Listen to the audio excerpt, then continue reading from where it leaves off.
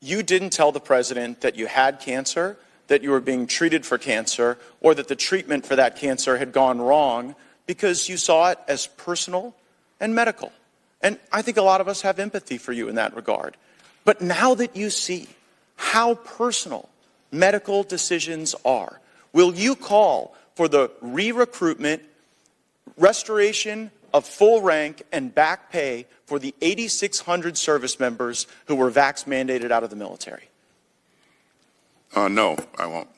So on March 4th, 2021, you authored a memo. It was entitled Message to the Force. And in that memo, you said that there would be clear and swift accountability for anyone who didn't meet the highest standards of the Department of Defense. Now, however this worked out, we all acknowledge that what you did here didn't meet the highest standards, right?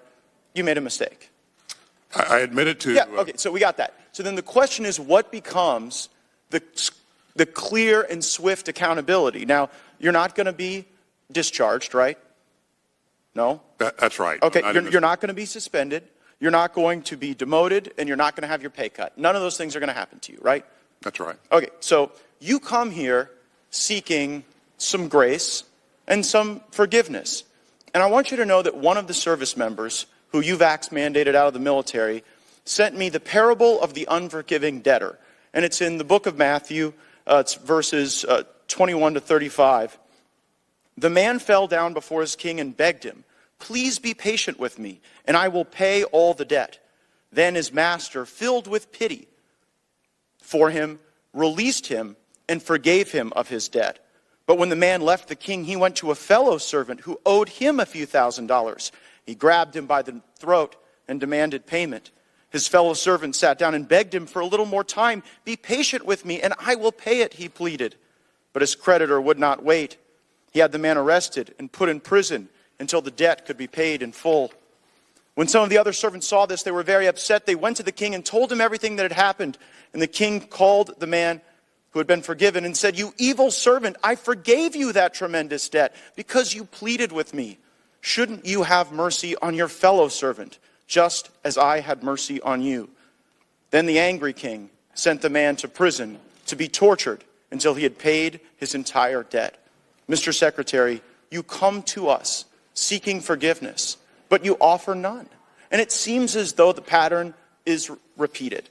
You make a mistake, like on the vax mandate and here regarding your notification, then you get busted. President Biden had to sign something into law reversing your vax mandate. You got busted here, not because you came forward, but because we learned of this through other means. And then after you get busted making a mistake, you want that benefit, but you don't want to extend it to others. This isn't swift or clear. You're not meeting your own standards that you set for yourself. And you say that the DOD is a learning organization. Haven't you learned yet that the military is weaker, not stronger, with the 8,600 people that you vax mandated out of the military? Just one point, Congressman. The reason I'm here is because the chairman requested that I appear to talk about the circumstances surrounding my hospitalization. But don't you see the hypocrisy in it? Because you screwed up, we fix your screw up, and now you want grace. But these people who sought religious exemptions, they got no such grace. And also, I just think it's ridiculous that we're in 3 wars. You went AWOL for 3 days, and we get 2 hours with you. If you can't spend more than 2 hours answering these questions, I don't know how you're really operating all these wars.